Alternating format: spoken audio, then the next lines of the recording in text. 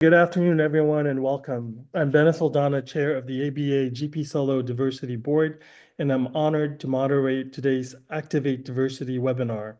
The First Amendment Under Fire, What Every Lawyer Needs to Know to Weather the Current Storm. This is a timely and important conversation at a moment when free speech, press freedom, academic inquiry, and the right to protest are all under increasing strain. Lawyers need to understand not only what the First Amendment protects, but how those protections are being tested in real time.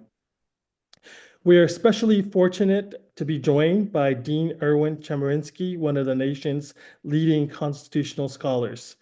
Although Dean Chemerinsky needs no introduction, it is a privilege to welcome the Dean of Berkeley Law, the author of No Democracy Lasts Forever, How the Constitution Threatens the United States, and the co-author of his latest book, Campus Speech and Academic Freedom, A Guide for Difficult Times. Dean, it is a pleasure to be with you again so soon after we were both at the University of Washington School of Law Rule of Law Symposium. That event underscored just how urgent these conversations have become. We are living through a time of growing attacks on the rule of law, on institution, and on the democratic norms that help sustain public trust. Before we begin, let me also congratulate you on the extension of your deanship at Berkeley Law for 2 additional years. It is deeply well deserved. And I especially admire the reasons you have given for continuing in that role. Your commitment to helping Berkeley Law think boldly about its future, to strengthening its public mission at such a consequential moment for democracy and the rule of law, and to ensuring the institution's long-term strength and stability. Those reasons reflect exactly the kind of principled leadership this moment calls for. Dean, thank you again for being with us. So let me start with this. Against the backdrop of growing attacks on the rule of law, why is this such an important moment to focus on the First Amendment? And how do you see the current battles over speech, press freedom, academic freedom, and protests as part of the larger constitutional moment we are living through? Thank you so much for the kind introduction. It's really a pleasure to do this program with you. I say the obvious when I say that the First Amendment is essential for democracy. First Amendment protects our right to criticize government, our right to pressure government for change. In New York Times versus Sullivan in 1964, the Supreme Court very eloquently spoke of how the First Amendment, an open and robust debate by those who hold and run for public office, is core to a democracy, and that includes even the right to have caustic and vituperative attacks on those who hold government positions. How can we pressure government to change except through free speech? How can we have elections without free speech? But of course, it's more than that. The press plays a crucial checking function on the government. It's the press that reports, it's the press that editorializes, that helps to check the government. Also, academic freedom is essential. It's crucial that academic ideas be developed, whether they support or oppose any existing government. I think in this regard, I'm saying what is hopefully familiar and obvious to all of us. There is today an attack unlike we've ever seen with regard to democracy and the rule of law. And part of that is an attack on free speech in universities. Let me give you some examples in that regard. In January, a Texas A&M professor, Martin Peterson, was told that in his philosophy class, he couldn't teach some works of Plato to discuss matters of gender identity. In January, the University of Arkansas Law School offered a position of dean to Emily Susky. She's a professor and an associate dean at University of South Carolina Law School. A couple of days after she accepted the offer, it was rescinded. Why? Because she had signed on to an amicus brief in a Supreme Court case that involved whether or not a state can prohibit transgender girls and women from participating in girls and women's sports. If anybody read her brief, she didn't take a position on the constitutionality of those laws.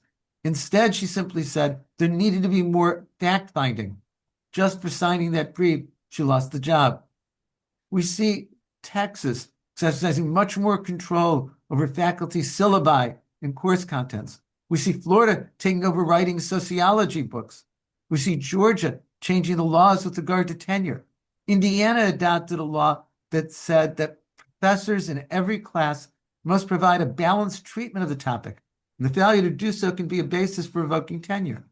How can someone teaching about slavery or talking about the Holocaust provide balanced treatment? What does balanced treatment even mean? The vagueness is sure to chill speech. And I have just focused on a few examples.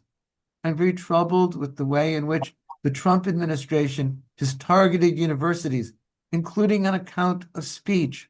They've cut off billions of dollars of grants because of the perceived viewpoint of the speech.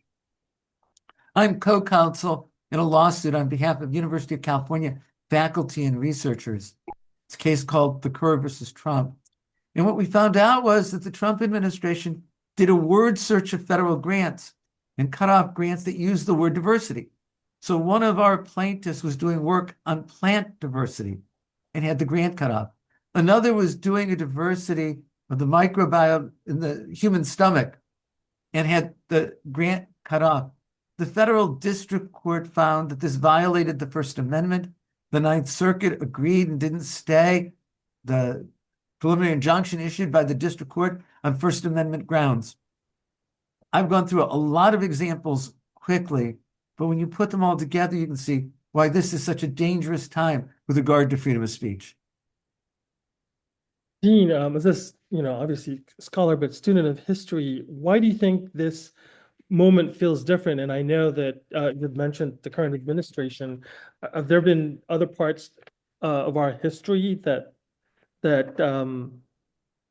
especially feels consequential for the future of the First Amendment freedoms? Yes, I think you have to put the attacks on the First Amendment and freedom of speech and freedom of press now in a historic context. And historically, our society has not had a strong commitment to freedom of speech. The commitment to freedom of speech and freedom of the press is really about 60 years old. In the 19th century, there were no Supreme Court cases protecting freedom of speech. It's not that the government wasn't violating it. In 1798, Congress passed the Alien and Sedition Act that made it a federal crime to falsely criticize government and government officials. Thomas Jefferson ran for president in 1800, in part on a platform to repeal the Alien and Sedition Act and to pardon everyone convicted in it. In 1964, in New York Times versus Sullivan, the court said that the Alien and Sedition Act had been declared unconstitutional in the court of history. It's a wonderfully romantic metaphor, but the reality is people were convicted and went to prison just for criticizing the government. Abraham Lincoln prohibited and punished speech criticizing how the North was waging the Civil War and suspended the writ of habeas corpus, making it difficult for people to bring challenges. It wasn't until the 20th century that the Supreme Court began dealing with free speech issues, but then it tended overwhelmingly to side with the government. The first cases about free speech were in 1919, where the Supreme Court upheld convictions for very mild, ineffectual speech. One case, Schenck versus United States, about somebody circulating a leaflet arguing the military draft was unconstitutional. There wasn't any evidence that his leaflet had the slightest effect, but the Supreme Court upheld his conviction and his sentence. In the McCarthy era, the Supreme Court again sided with the government and against free speech. In the leading case, Dennis versus the United States from 1951, people were sentenced to prison just for teaching the works of Marx, Lenin, and Engels. You don't find significant protection of the free speech by the Supreme Court till you get to the 1960s. These initially were cases involving civil rights protests. Then it was about anti-war protests. The Pentagon Papers case in 1971, where the Supreme Court said the government couldn't stop the New York Times and the Washington Post from publishing a history of the Vietnam War. Since then, the law of First Amendment freedoms has become much more developed. There's an analytical framework for it. I think not only the court, but society is more committed to it. But in terms of history, history shows a lot of judicial deference and social deference to restricting speech. There's another explanation too. a social explanation. The reality is the impulse is always strong to try to stop the speech we don't like. Liberals have tried to do this. Conservatives have tried to do this. The intuition of most people isn't to protect the speech that they find deeply offensive, but to try to stop it. And I think that's what we're seeing at this moment. When I look at all the state legislatures that have adopted laws prohibiting the teaching of critical race theory. Critical race theory wasn't taught in elementary and high schools. This was, however, the legislatures trying to use such statutes to take a political stand. So I agree with you. We have to put the current efforts to restrict speech in this historical and social context. Now, you mentioned some current cases, including that you said you're involved in, where the government seems to be retaliating against disfavored viewpoints. Could you talk more about what is constitutionally at stake and whether through funding, regulation, access, or public pressures in a ways that may chill or punish protected expression? The Supreme Court has been clear that government actions that chill speech and themselves violate the First Amendment. The court's been inconsistent as to whether claims of chill are sufficient for rightness and standing and when they violate the First Amendment. In fact, I had the opportunity to write a law review article that just came out with my very favorite co-author, my son Alex, and we titled it Chill. And it's in the Texas Law Review, and it's about the chill doctrine under the First Amendment. Retaliation for speech violates the First Amendment. Obviously, when the government is punishing people for the expression, that's an infringement of speech. And we've certainly seen instances from the Trump administration trying to do exactly that, to retaliate and punish people for their speech and their zealous advocacy. Let me focus here on the Trump administration's executive orders targeting law firms. The first of these was targeting the law firm of Perkins Coie, major Seattle firm, but with offices in Washington and elsewhere. And if you read the executive order, you see if we were allowed to stand, Perkins Coie could no longer operate. The executive order said that all the Perkins Coie lawyers would lose their security clearance, that no Perkins Coie lawyer could enter a federal building, which would include a federal courthouse, and that the federal government wouldn't contract with any lawyers, any businesses that were represented by Perkins Coie. So what did Perkins Coie do to deserve these draconian sanctions? The executive order says it's because they represented Hillary Clinton in 2016. That, of course, is their First Amendment right to do. And I think it's deeply embedded in our profession. The lawyers should not be punished for their lawful, zealous advocacy for the clients they lawfully represent. Or take another one of the four law firms that get targeted, Sussman Godfrey, major law firm out of Houston, offices in Los Angeles and elsewhere. The same sanctions were being imposed on it as against Perkins Coie. What did it do? Well, it lawfully represented Dominion Voting and suing Fox News for defamation. It's a case that settled for over $700 million. But because of its advocacy, which is protected in the First Amendment, it was targeted. And of course, these two firms, along with Jenner and Block and WilmerHale, all prevailed in the district court against the executive orders, and they're pending in the DC Circuit. I think the case is going to be argued in mid-May. Retaliation in this way is an infringement of speech. Government actions that chill speech are an infringement of speech. And of course, the Trump administration has done other things we've never seen before. The Trump administration, through the Department of Defense, imposed great restrictions on what reporters could cover. Essentially, reporters could not convey information without the approval of the Department of Defense. Every major media organization refused to sign this agreement. It's blatantly inconsistent with the First Amendment.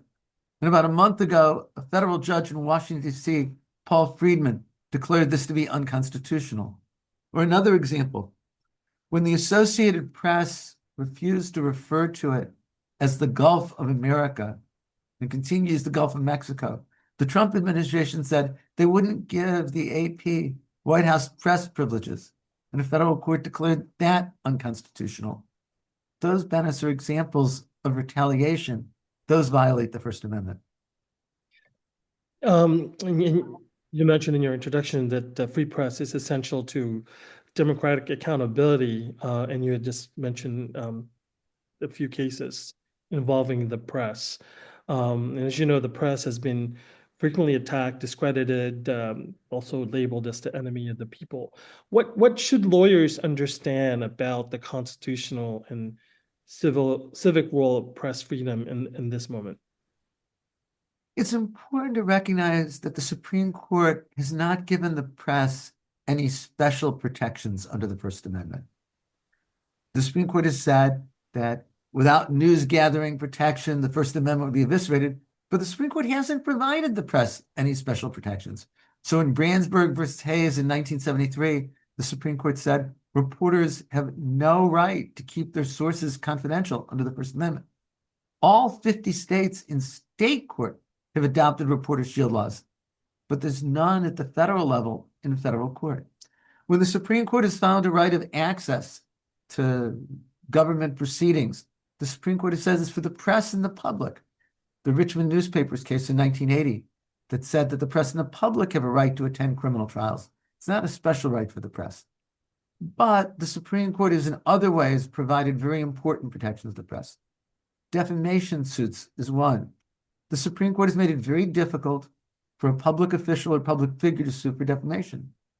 Starting with New York Times versus Sullivan in 1964, the Supreme Court has said if it's a public official or a public figure suing for defamation, they can recover only by proving with clear and convincing evidence falsity of the statement and actual malice. That is, the speaker knew the statement was false or acted with reckless disregard of the truth. I'll give you some recent examples where this is important.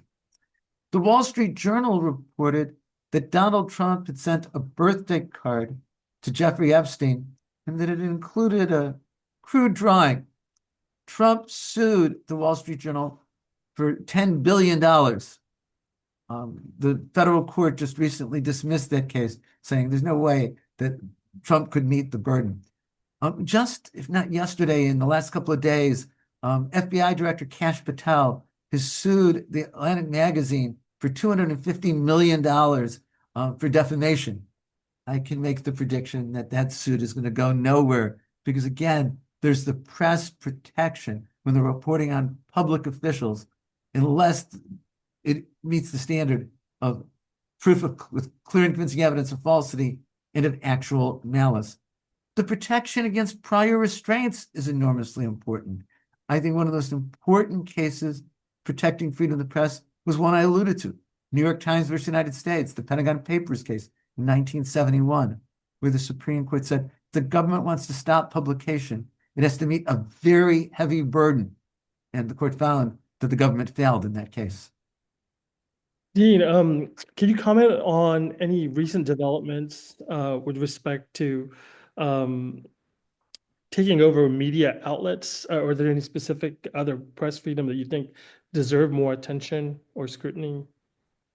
One of the things that I've been very troubled by is how a number of media outlets have settled frivolous suits with President Trump, probably to curry favor with him.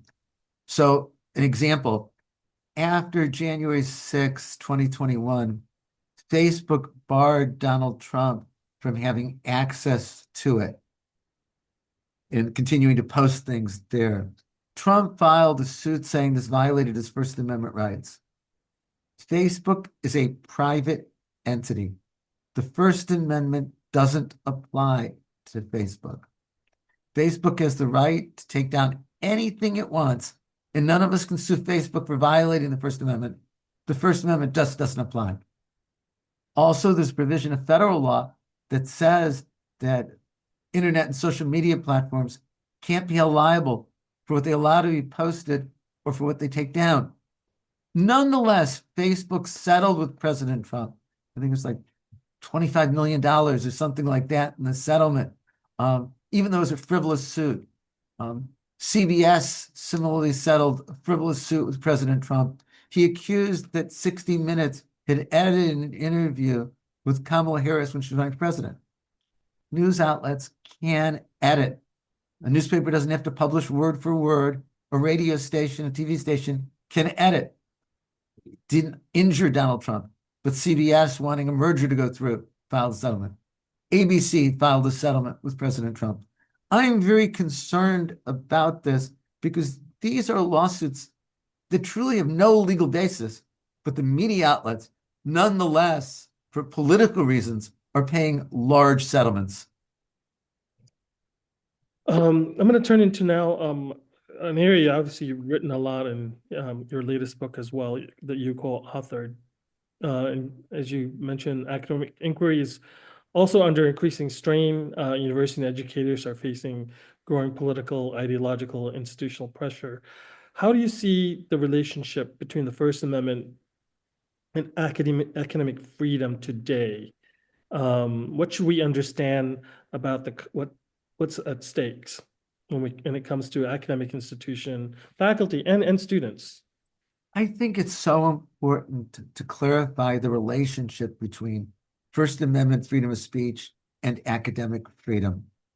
I find that even among my colleagues, even among very experienced university professors, there's great confusion over this. Let me define each of them and talk about the relationship and think of examples of some of the confusion and then can directly address your question in terms of the threats. Academic freedom is the freedom that an instructor or professor has with regard to teaching the class, scholarship and research, and the dissemination of ideas to the public. It's not absolute. It has to be exercised within professional standards.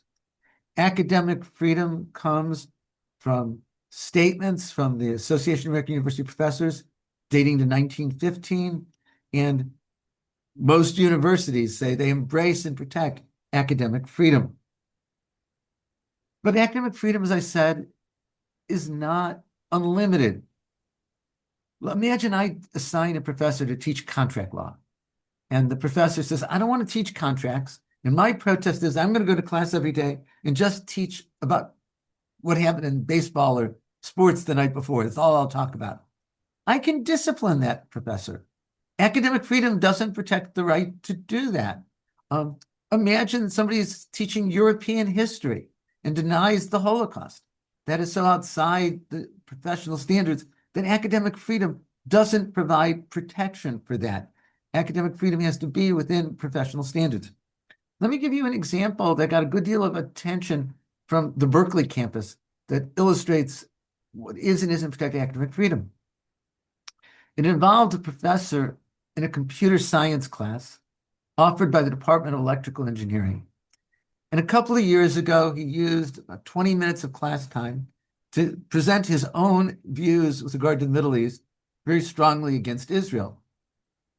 He got reprimanded for this on the ground that you were supposed to be teaching computer science. To use class time to talk about the Middle East has no reasonable relationship to it. It's not protected by academic freedom.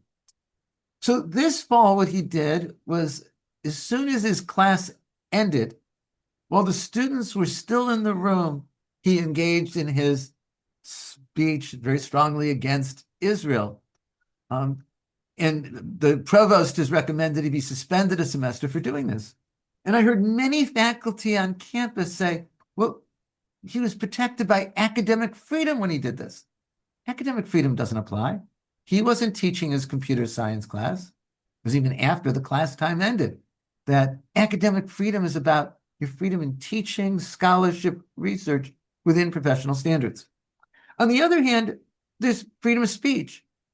Freedom of speech would protect the ability of a faculty member or a student to engage in expression, but it's also not absolute.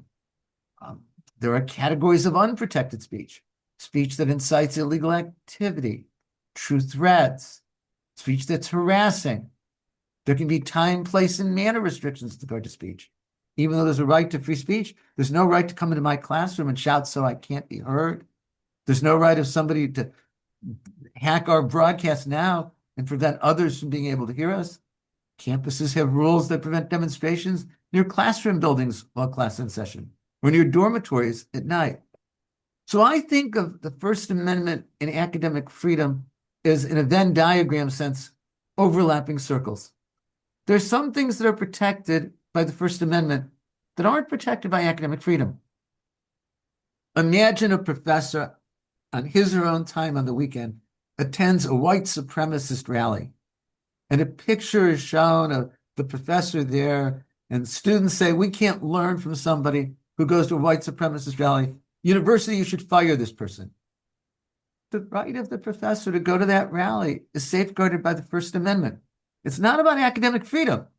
The professor wasn't then engaged in teaching or scholarship or disseminating ideas to the public. He was just attending a rally.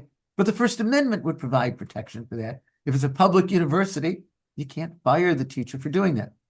And there's some things that are protected by academic freedom that aren't protected by the First Amendment. The First Amendment applies only to public universities.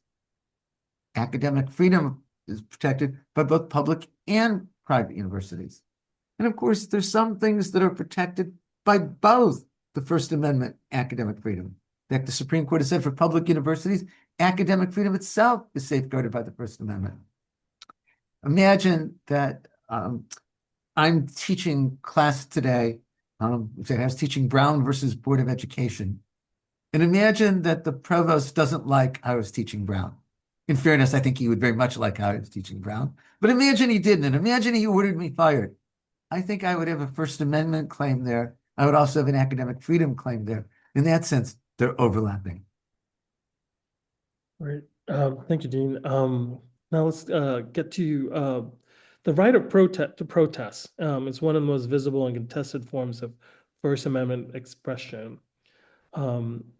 It is often embraced in theory, but far more contested in practice, especially in times of tension and public unrest. How should lawyers think about the right to protest in the current environment? The right to protest is so important for obvious reasons. It is the way in which we can express dissatisfaction with whether it's federal government, state government, local government, whether it's particular policies or against business. A single person speaking out rarely will get very much attention. It can, depending on who it is and how it's done. But a massive people speaking out, that is a way of getting attention, and it's a way of communicating a message. When 8 million people participate in rallies, that then communicates something and can put pressure on government in a way that without the organized protest, it won't. We've seen protests be enormously successful throughout American history. Protests for abolition of slavery mattered in the years before the Civil War. It was protests in favor of women's suffrage that gave us the 19th Amendment. Civil rights protests were crucial in ending the Jim Crow laws that imposed apartheid on so much of the country. The sit-ins, the marches and demonstrations, the anti-war protests made an enormous difference in ending the Vietnam War. And we can point to more examples of protests. So protest is crucial. And of course, I'm a professor at Berkeley, which was the home of the free speech movement, that really was crucial in allowing students on campus to be able to protest. Now, the right to protest is not unlimited. There can be time, place, and manner restrictions. I gave examples on campus, but though there might be a right to have a parade or demonstration as a protest, it doesn't mean you go down the middle of the freeway at rush hour and do that. No one has the right to use their speech to disrupt the ability of others to be heard. That you don't get a First Amendment right to have a heckler's veto. And protests have no right to endanger others. Obviously, at the point at which public safety is at issue, there can be limits. And we can talk about all of this, but protest is so crucial in order to be able to achieve the goals of the First Amendment. Right. We're also living in a deeply polarized time, and there are moments when commitment to free speech appears to depend on whose speech is at issue. Has polarization changed the way First Amendment is understood, defended, or applied? As I said earlier, I think there's a natural impulse to try to stop the speech that we don't like. And people, when doing that, always feel they're acting out of noble motives. But the reality is, it's people trying to stop that which they find to be offensive. And this is true of the left and the right. And so what you found in the early 1990s was over 360 college universities adopted hate speech codes. They were all well-intentioned, many in response to ugly incidents on campus. But every court to consider a hate speech code declared it unconstitutional. Every court that considered it found them to be vague and overbroad. And most of all, the core of the First Amendment is that all ideas and views can be expressed, even very deeply offensive ones. On the other hand, there are instances where it's the right that wants to try to stop speech that it finds offensive. I was upset to see after the tragic assassination of Charlie Kirk, some individuals who spoke out in criticism of him lost their jobs. And obviously it was the right that was doing that. The Trump administration, as we talked about, trying to limit speech that's critical of it. So I think there is this impulse to stop the speech that we don't like. When we're deeply polarized, it becomes even more visible. The right trying to stop the speech that they don't like that's more liberal, the left trying to stop speech that they don't like that's more conservative. But the message I try to give to my students, and it's a message that I would give to lawyers to remember, is that the only way that our speech will be safe tomorrow is to protect the speech that we don't like today. We don't need the First Amendment to protect the speech that we like. We would allow that to occur anyway. We need the First Amendment to protect the speech that we find to be offensive, because it's too easy for those in power to deem our speech offensive and silence us.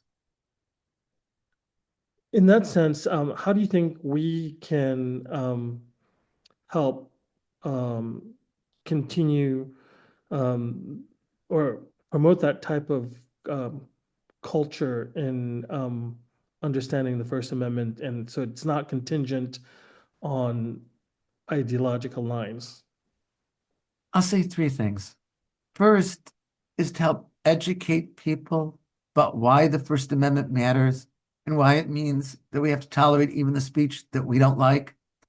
I think the First Amendment is based on the faith that we are better off as a society letting all ideas and views be expressed than we are to let those in power determine what ideas and views we can hear.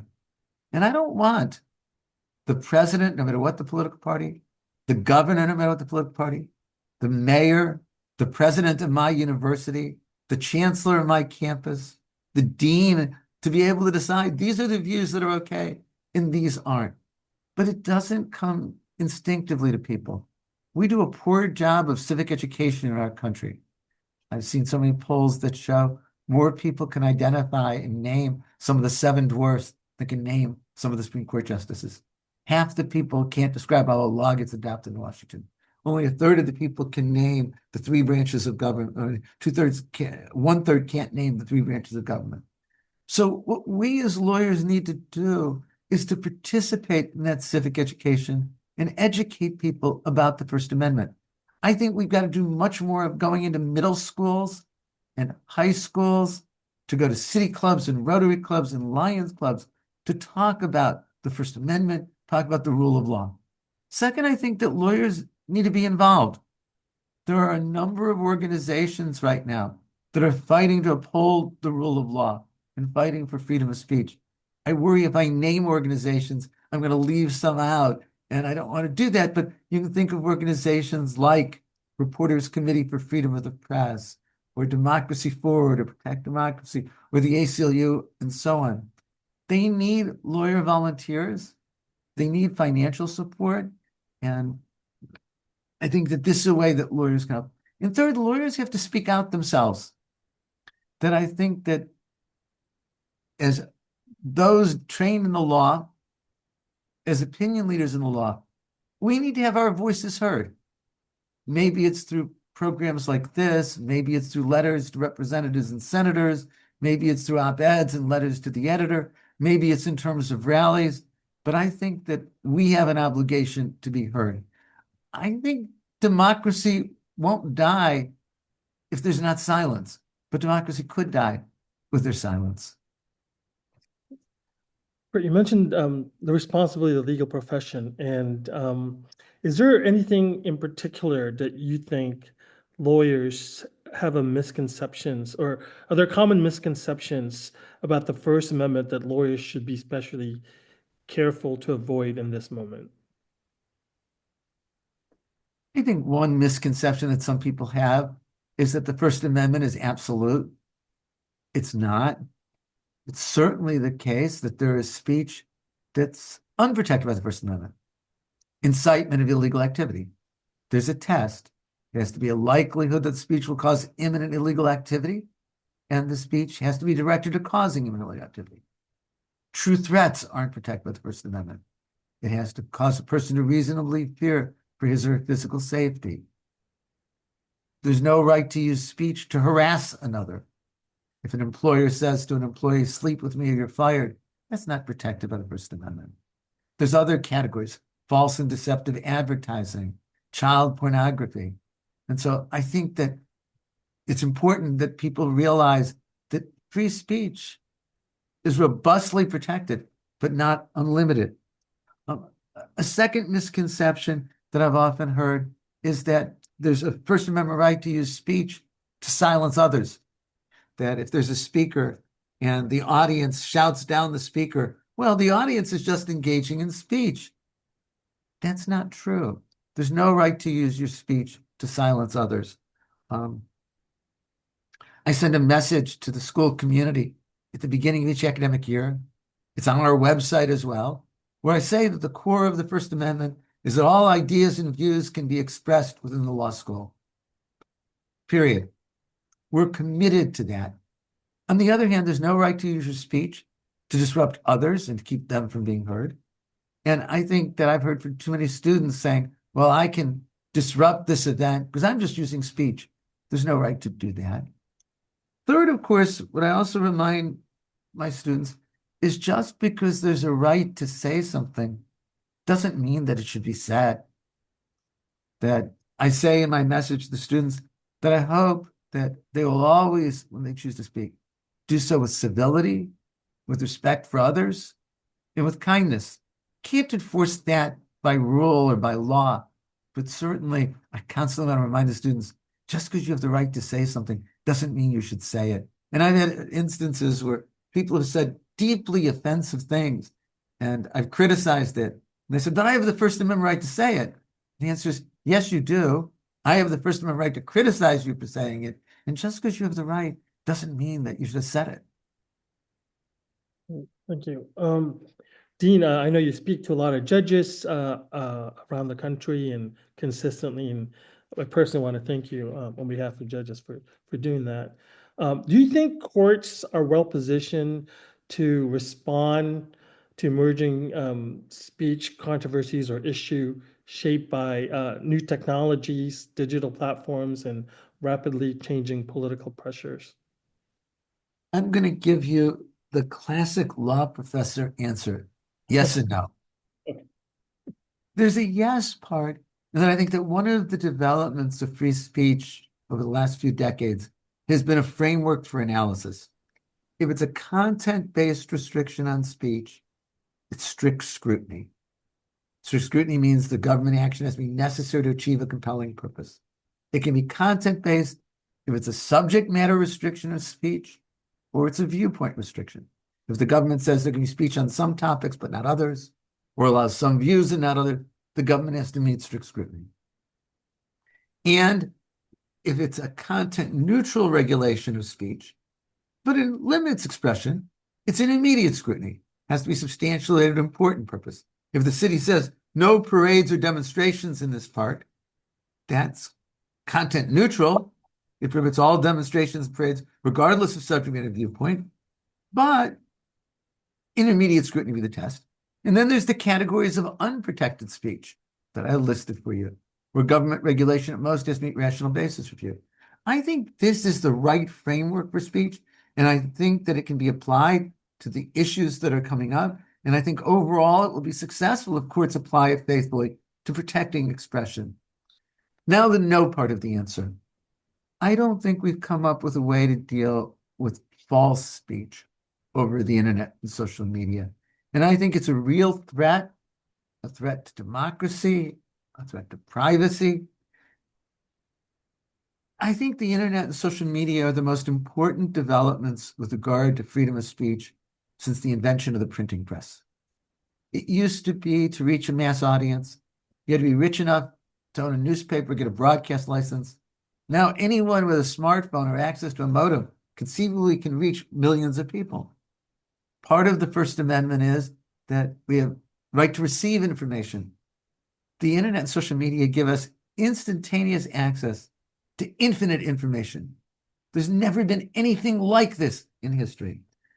But there's also ways in which the internet and social media can cause great harms. For example, false speech can be quickly circulated, speech that harms someone's reputation, speech that invades privacy. The Supreme Court has said that generally false speech is protected by the First Amendment. In New York Times versus Sullivan that I mentioned, 1964, the court said there has to be protection for false speech. So there's the breathing space that the First Amendment needs. In a case called United States versus Alvarez, over a decade ago, the court considered a federal law, the Stolen Valor Act, that involved a federal statute that prohibited falsely claiming to receive a military honor or decoration. And the Supreme Court declared that unconstitutional. Justice Kennedy's opinion said false speech is protected by the First Amendment. Now, it's not absolutely so. False and deceptive advertising isn't protected. Perjury under oath isn't protected. But generally, false speech is protected. The internet and social media create such an opportunity to quickly circulate false speech. I worry about deepfakes, where it appears that somebody is saying something and it's actually just computer generated. Imagine on the eve of the election, a candidate or somebody supporting a candidate puts up a deepfake that would cause people to change their minds. There's a real problem with regard to deepfakes being used for sexual harassment. Having a person's picture superimposed into a sexually explicit photo or movie. There's a real problem with this in high schools. We haven't yet developed the doctrines or the mechanisms to deal with false speech in the internet and social media. I think it's a real challenge with regard to the First Amendment. And without a doubt, artificial intelligence is going to make this worse. So, I mean, how do you think we should be dealing with these tensions between, robust free expression and really genuine concerns about harassment, intimidation, misinformation, and some cases, threats? Let me talk about harassment and intimidation and threats there. If it rises to the level of a true threat, it's not speech protected by the First Amendment. The government can prohibit it and punish it. If it's speech that harasses somebody on a one-on-one basis, or it's in the workplace, it's so severe and pervasive as to materially interfere with employment, it's not protected by the First Amendment. But one of the hard issues that's come up in recent years is what about speech on campus that's protected by the First Amendment, or that creates a hostile environment for students and faculty? How should we deal with that? If it's protected by the First Amendment, it can't be punished. But if it's speech that creates a hostile environment based on race or sex, then it would violate Title VI or Title IX. Title VI says recipients of federal funds can't discriminate based on race or ethnicity. Title IX says educational institutions receiving federal funds can't discriminate based on sex. Let me tell you of a case that I was involved in, and I think it provides an answer, at least in part, to your question. The case is Feminist Majority Foundation versus Hurley. It's a Fourth Circuit case, maybe about 7 years ago. Mary Washington University is a public university in the state of Virginia. There was a campus debate about whether to allow Greek life, whether to permit fraternities and sororities. And 3 women wrote an op-ed in the campus newspaper against allowing Greek life. They said when there's fraternities on campus, there's more violence against women. They then got targeted, especially over the then social media platform Yik Yak, with hundreds of vile, some even threatening messages. They went to campus officials, and the campus said, "This is anonymous speech over social media. We're not responsible." In fact, the campus even put on its website, "We're not responsible for anonymous speech over social media." The women sued, and the district court ruled in favor of the university, saying it's speech protected by the First Amendment. I represented the women on appeal, and they won. And the Fourth Circuit said, even if it's speech protected by the First Amendment, that doesn't mean the university can choose to do nothing. The university can't be deliberately indifferent. The university can't prohibit speech if it's protected by the First Amendment, but the university could provide protection for the students if they're threatened. University officials can speak out. University can create educational programs. Catherine Lehman was the Assistant Secretary of Education for Civil Rights, head of the Office of Rights in the Department of Education during the Biden administration. She gave some speeches and wrote dear colleague letters saying just what I did to you now, that if speech is creating a hostile environment, it can't be stopped if it's protected by the First Amendment, but that doesn't excuse the university of its responsibility. It can't be deliberately indifferent. And she then gave a list of things that schools might do to avoid deliberate indifference, even when they can't prohibit or punish the speech. Thank you. This has already been incredibly illuminating. Let me now turn to questions from the audience. For those joining us, please continue to submit your questions through the Q&A function, and we will get to as many as we can. I have one question here. Do you have any thoughts on the Supreme Court's broad application of the First Amendment in the case of Chiles versus Salazar regarding Colorado's conversion therapy ban? Sure. The case is Childs versus Salazar. It was decided a few weeks ago.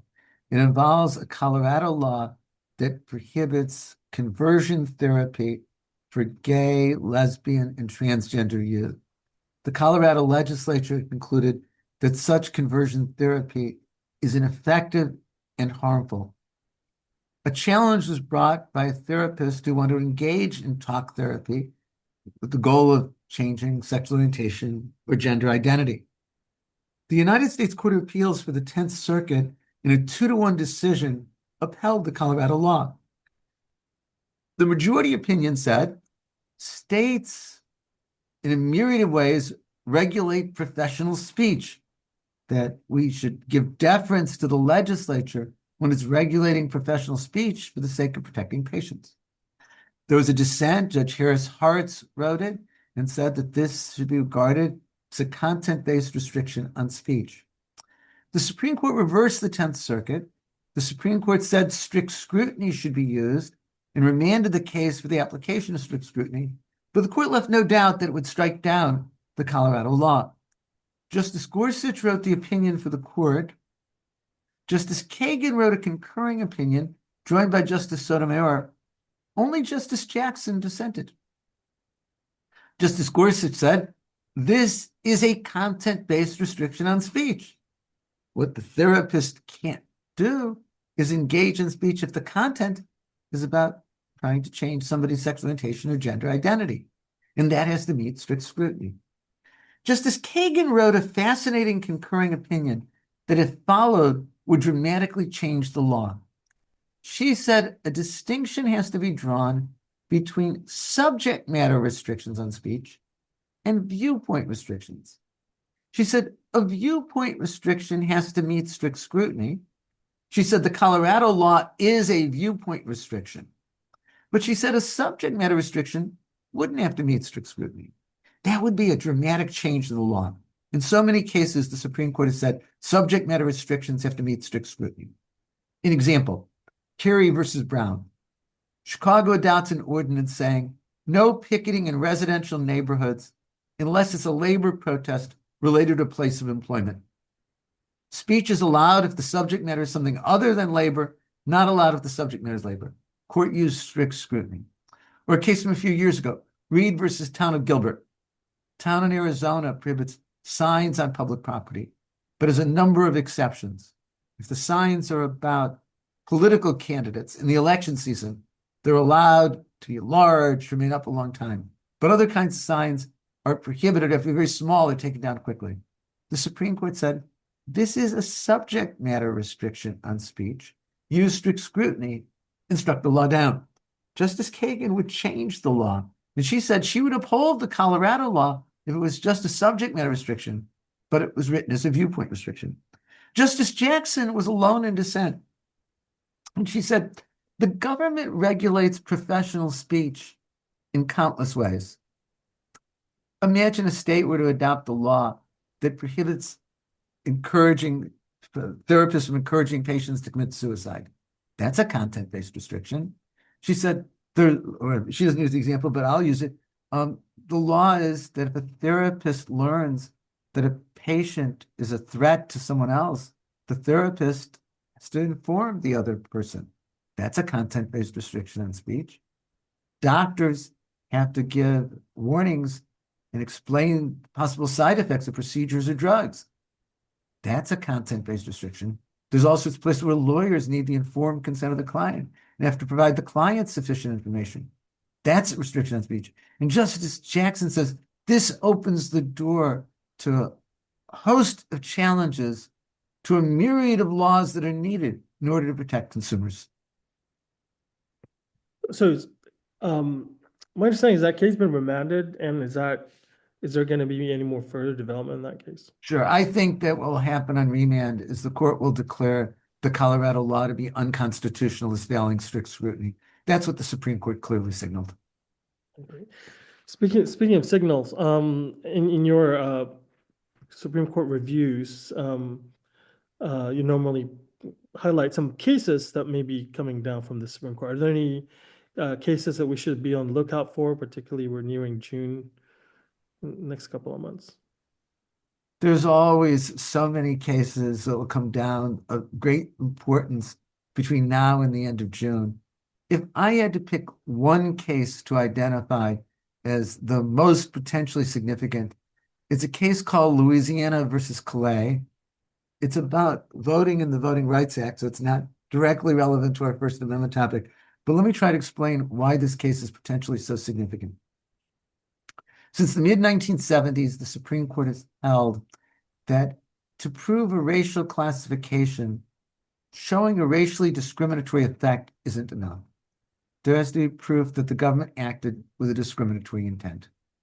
It's very hard to prove discriminatory intent, especially now. Politicians, policymakers are unlikely to express a racist motive. So a number of federal statutes allow liability on proof of discriminatory impact. Title VII of the 1964 Civil Rights Act prohibits employment discrimination.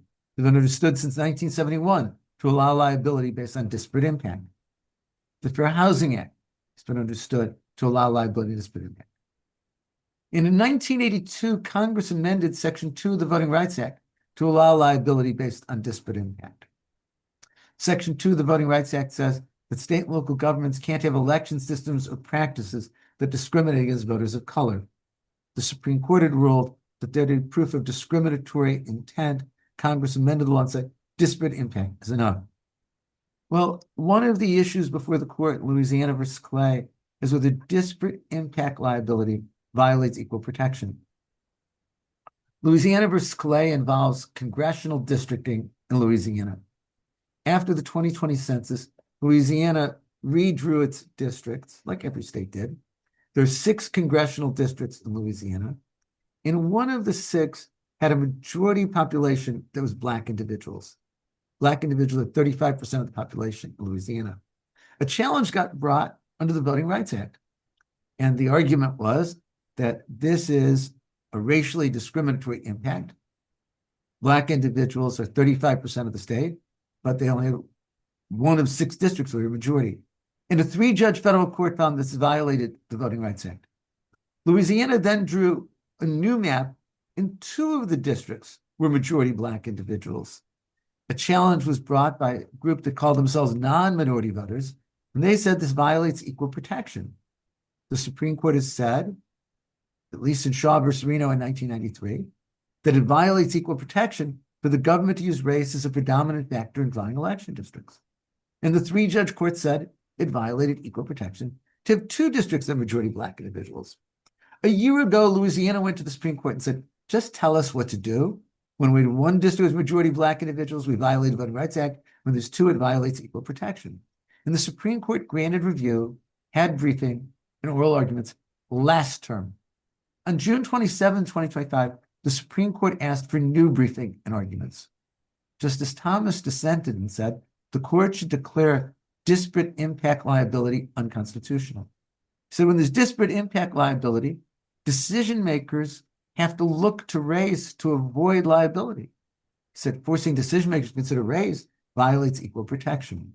On August 1st, the Supreme Court granted review on the question of whether disparate impact liability under Section 2 of the Voting Rights Act violates equal protection. The case was argued on October 15. I think there is a majority to narrow Section 2 of the Voting Rights Act. Whether there's a majority to declare disparate impact liability unconstitutional is unclear. But if so, it would be devastating for employment discrimination, housing discrimination. It would be devastating for federal and state civil rights laws. So that's my pick for the most important case on the docket. Great, thank you.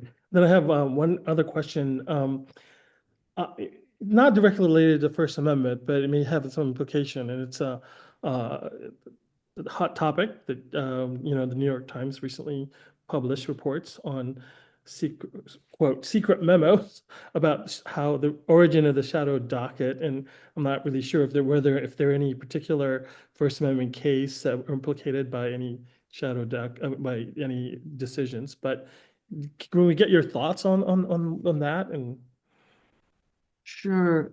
The shadow docket, the emergency docket, isn't new. It didn't start in 2016. It's been limited, but think of instances where people were on death row facing imminent execution. And they go to the Supreme Court for a last-minute stay of execution. That's heard on the emergency docket. What's changed in recent years is a tremendous expansion in the use of the emergency docket. The New York Times memos are about a specific instance where it was used in 2016, but there's been so much before the court. And just take the last 2 years. By my count, since January 2025, there have been 25 rulings by the Supreme Court on matters challenging the Trump administration. 24 of 26 were on the emergency docket. Only 2 were cases that have been briefed and argued. I'm concerned because when cases are decided on the emergency docket, it's without full briefing, it's without oral argument. The justices don't meet in conference to discuss the cases. The Supreme Court has recently said lower courts have to follow these emergency docket rulings. The Supreme Court has implicitly overruled precedent. And I'm upset that the Supreme Court is deciding these cases often without any opinion. It just reverses the lower court. It doesn't give guidance to lower courts because there's no opinion. It doesn't give explanation to the parties of the public. Because I said so wasn't persuasive to any of us as children. It doesn't become more persuasive when it comes from the Supreme Court. Great. Well, Dean, we're out of time. Thank you again for sharing your time and insights with us today. This has been an extraordinarily timely and valuable discussion.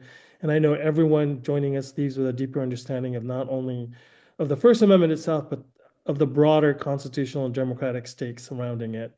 I also want to thank everyone who joined us today, as well as the ABA GP Solo Diversity Board and all those who helped make this program possible. And at this moments like this, the First Amendment is not just a subject for academic discussion. It is one of the central places where our commitments to democracy, dissent, accountability, and the rule of law are tested. Conversations like this remind us why those principles matter and why lawyers have an important role to play in understanding, defending, and advancing them. Thank you again, Dean, and thank you all for joining us today. Thank you so much.